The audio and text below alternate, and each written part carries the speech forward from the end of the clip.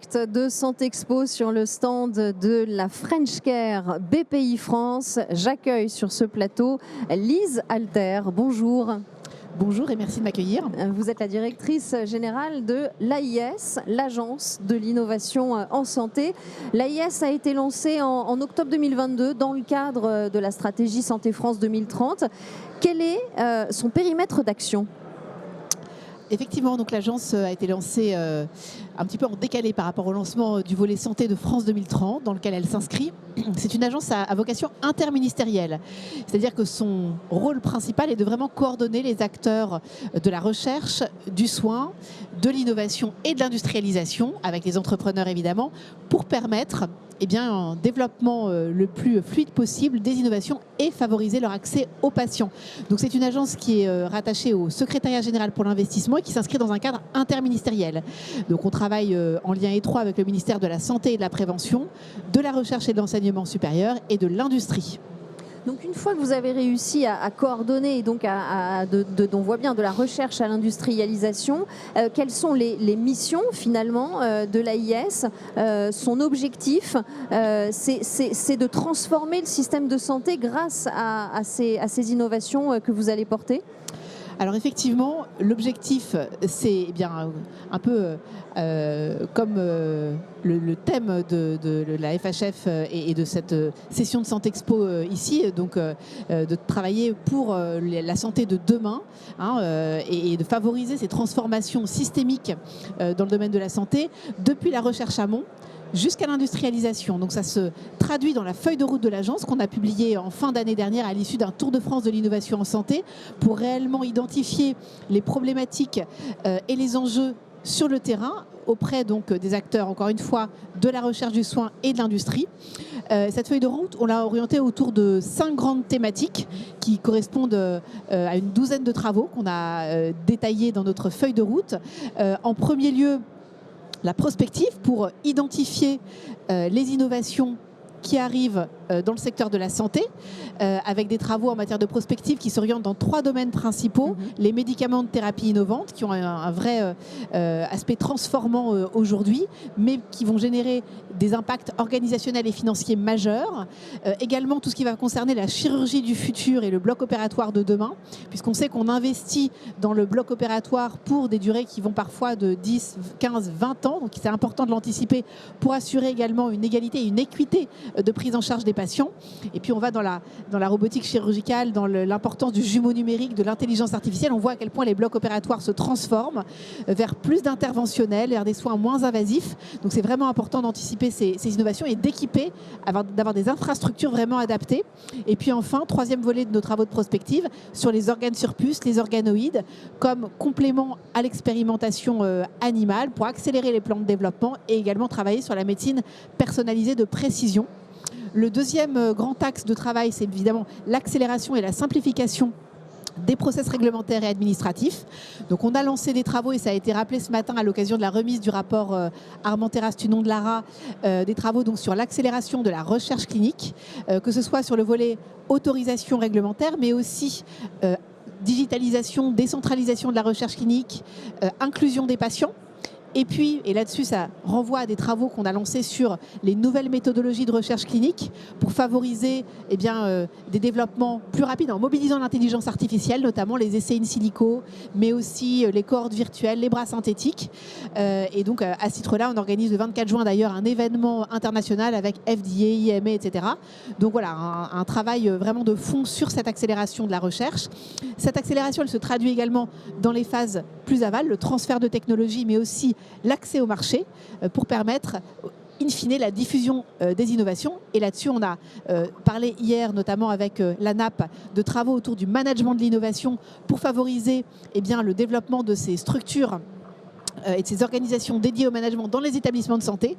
Ça, c'est vraiment fondamental pour accompagner le déploiement et le développement de ces innovations. Donc ça, c'est notre axe accélération. On a un axe évidemment d'accompagnement des projets innovants. Donc on a ouvert un guichet unique qui permet aux porteurs de projets, quels qu'ils soient, publics, privés, petits, gros, de nous contacter, d'avoir un rendez-vous dans les 15 jours. Et on a près de 300 porteurs de projets qui nous ont déjà sollicités. Donc en réalité, on leur donne des clés de lecture, on les oriente et on leur permet de comprendre quel doit être finalement leur plan de développement ou bien les acteurs en matière d'accompagnement financier ou extra-financier à qui s'adresser. Voilà, donc ça c'est l'accompagnement, j'allais dire, pour tout venant, pour tous les porteurs de projets. Puis on a un accompagnement, un dispositif personnalisé pour les 40 projets innovants sélectionnés dans le cadre du dispositif French Tech 2030 dans les grandes stratégies d'accélération France 2030. Et puis enfin, donc pour terminer sur les différents axes des missions de l'agence, de la feuille de route, donc un axe autour évidemment de l'accompagnement financier à travers les appels à projets France 2030, donc le volet dirigé sur des grandes stratégies d'accélération numérique, maladies infectieuses émergentes, biomédicaments, biothérapie, dispositifs médicaux innovants, donc tous ces axes dirigés, mais aussi des axes plus génériques et des volets structurels pour accompagner tous ces porteurs de projets aux différentes étapes de leur développement. Et puis le dernier axe qui nous tient vraiment à cœur, qu'on est en train de construire et dont on pourra vous parler dans les prochaines semaines, c'est un axe autour de la prévention et de la contribution de l'innovation au service de la prévention. Donc là, l'idée, c'est vraiment de faire émerger ces innovations, de démontrer leur valeur pour permettre d'amorcer des changements en matière de prise en charge, de financement et effectivement contribuer à transformer le système de santé. On va y revenir effectivement sur ce volet prévention. Donc on voit cette feuille de route très ambitieuse et qui a vraiment vocation à accompagner tout au long du parcours de l'innovation, les acteurs de cette innovation en santé. Un peu plus de 2 ans finalement après le lancement de cette stratégie d'accélération en santé numérique, est-ce que vous avez déjà des premiers bilans à avancer et à montrer? Alors le volet numérique est un des volets de la stratégie France 2030 en santé. Donc avec le dispositif médical innovant, encore une fois, les biomédicaments et les biothérapies et les maladies infectieuses émergentes et les menaces NRBC. Donc c'est un des axes.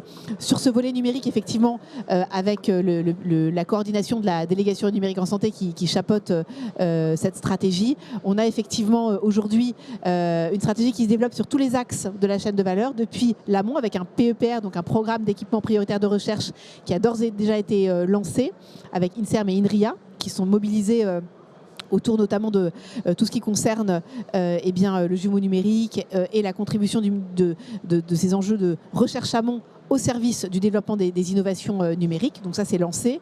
On a également des axes de prématuration-maturation, donc pour favoriser le transfert de technologies.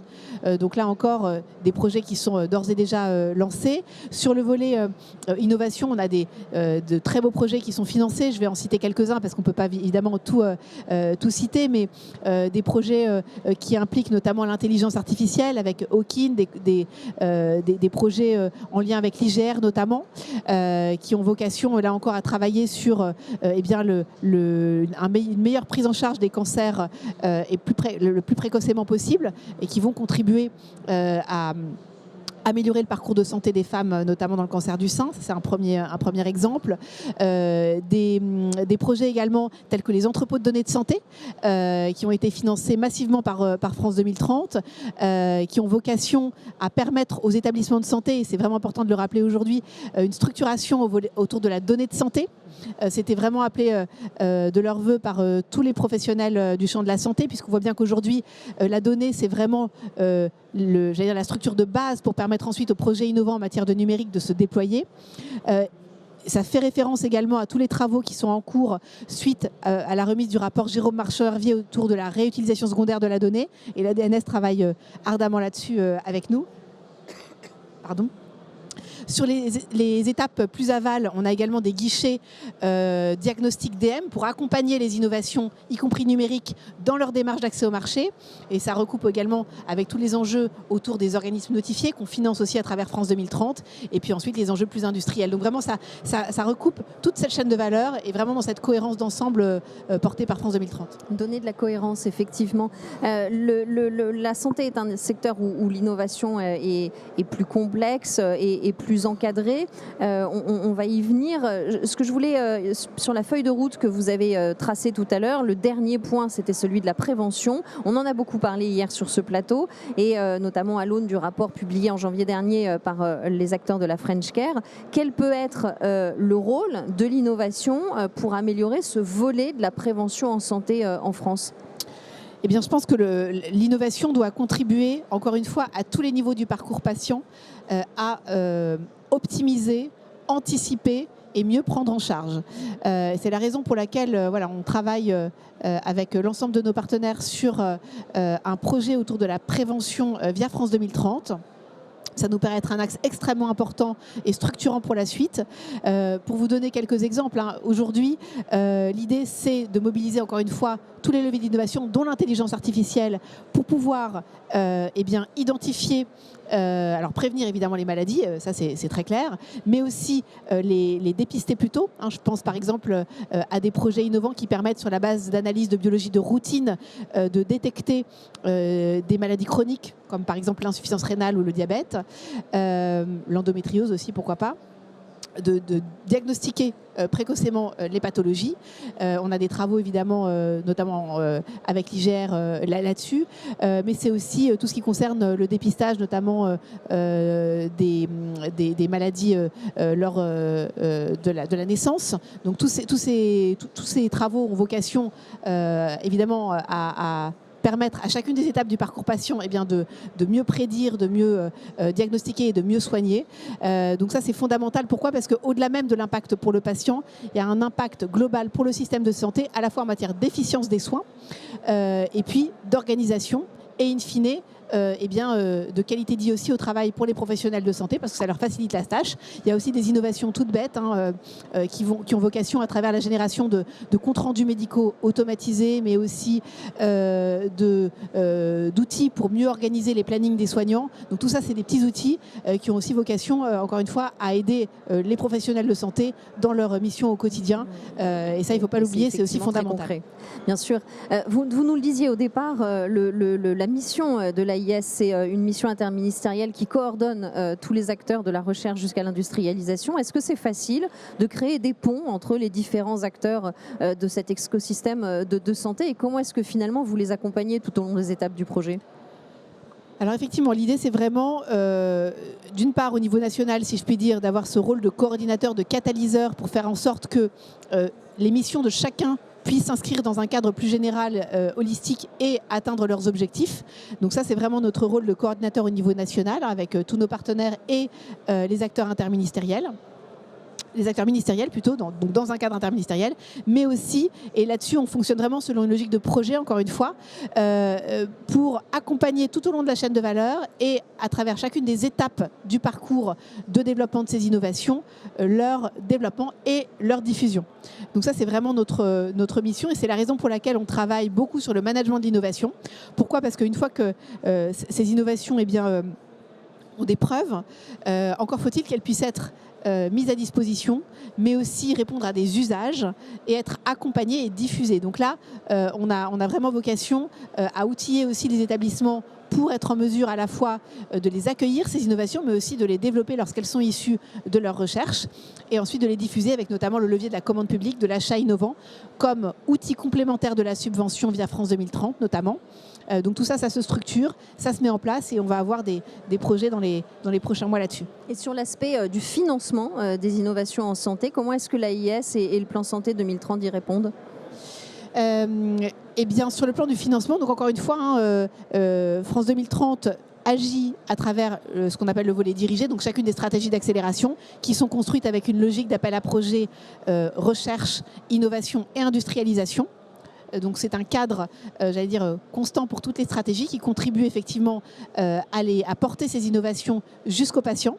Ça, c'est le premier volet. Puis il y a le volet structurel, là, pour tous les projets qui peuvent arriver, parce qu'il ne faut pas se fermer des portes avec des belles innovations qui pourraient être en dehors des grandes priorités France 2030.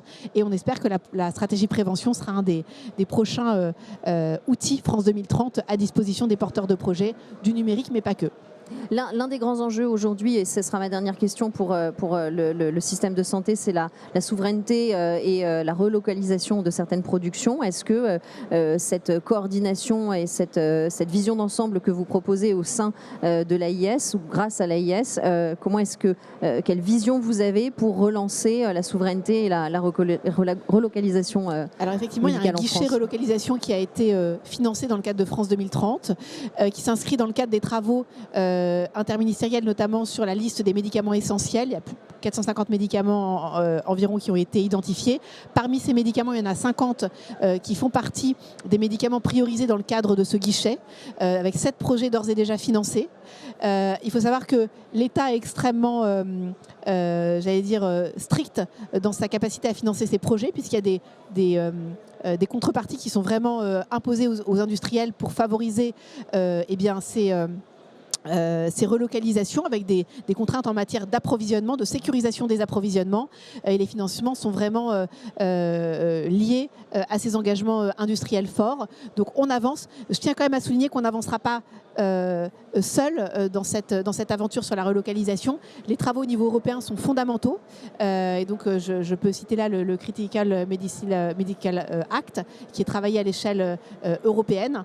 Et ça a été rappelé notamment par les ministres de la Santé et de l'Industrie le 24 octobre dernier. Donc on s'inscrit dans une dynamique européenne avec les États membres. Et c'est important de poursuivre également sur ce volet l'investissement de la France en matière de relocalisation.